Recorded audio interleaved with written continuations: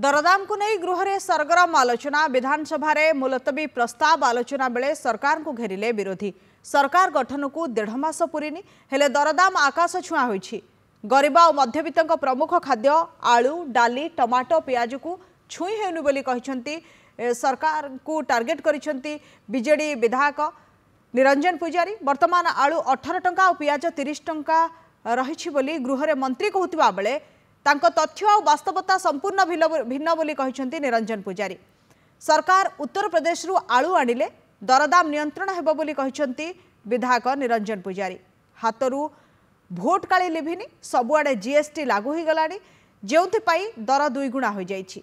कटक रे आलू 40 रु 50 टंका पियाज 50 टंका किलो प्रति बिक्री करा जाउछि। टमाटो 100 भेंडी 90 कलरा 90 पोटल 80 टंका रे बिक्री करा जाउछि। मुड़ी और चूड़ा रे जीएसटी मध्य लगा जाइछि। जीएसटी प्रत्याहार दाबी होइतिले सुधा प्रत्याहार करा जाइनी। चाउल दर सरकार को नियंत्रण रहितिले भी दर हु होई बढ़िबारे लागिछि।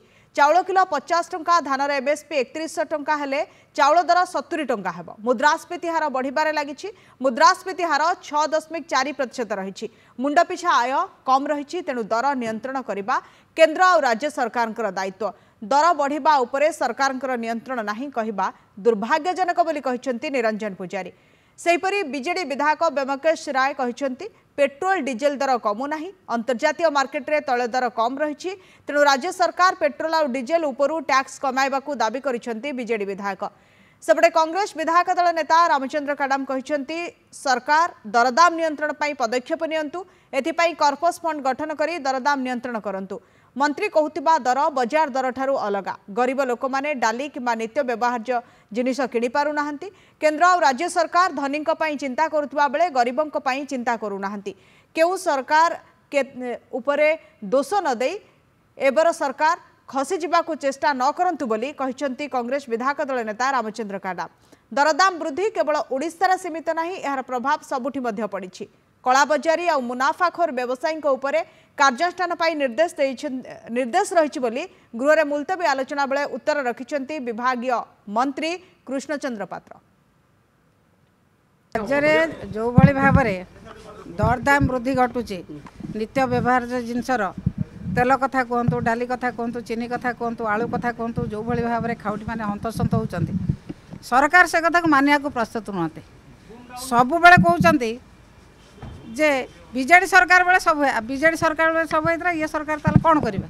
आंकर बजार पर नियंत्रण ना दरदाम वृद्धि की रोकवाई आंकर कौन मानसिकता ना ये केवल बीजेडी सरकार छापा बदल की रंग बदल की से चलिया चेष्टा कर। मुलतवी प्रस्ताव जो आसीथिला दरदाम वृद्धि कथा निश्चित भाव में जो जहाँ आलोचना है जोटा आलोचना है बीजेपी जो मैंने भाषण मारे तमें 24 वर्ष भितर कौन करिच। अरे तमें कौन कर से कथा कहना किए कौन करिथिला से कथा कहूच। राज्य रे गरीब लोक पाऊना डीजेल पेट्रोल ठू आरंभ कर विभिन्न समस्या सृष्टि होती। दर हु बढ़ी चलती से दर बुढ़ी जाऊ केमती काटब से कथा तमें कहूना। राज्यर विकास पर आलोचना करूना। दरदाम हेतुक भाव वृद्धि होती चाषी तरस्त होती गरीब लोक बर्तमान आलू डालू मिल पारना। तेल दर जिते वृद्धि है साधारण लोक खाउटी किणवार अक्षम है किंतु राज्य सरकार मंत्री जो मुलतवी प्रस्ताव रे से प्रकृत वास्तविक जिनस जबार किंतु से माने काल्पनिक होती बहुत है भल है कहते किंतु प्रकृत में बहुत जदि तल स्तर को जीवे गाँ स्तर को जीवे मार्केट को जीवे निश्चय भाव दरदाम जी कहते अधिक दर अच्छी। आलू मत तो 70 टंकार है किंतु वास्तविक जिन आसवे ताले दरदाम बहुत हेतु भाव वृद्धि होती। हाउस रे मुलतवी प्रस्ताव आसाला दरदाम उपरे आमर घंटाए धरिकी से विषय डिस्कसन है सेटा अग्राह कर दिगला। कहीं अग्राह कर दिगला ना ए सत्यता प्रकृत किसी ना केवल आलूटा प्रोब्लेम होता कहीं ना वेस्ट बेंगल सरकार आउर गोटे आंदोलन चलता से 2-4 दिन बंद थिला सप्लाई। तापर माननीय मुख्यमंत्री जो हस्तक्षेप कले वेस्ट बेंगल मुख्यमंत्री सहित आलोचना कले स्वाभाविक हो जाइए। बर्तमान आलू आसिक पहुँच जाइए सफिशिएंट।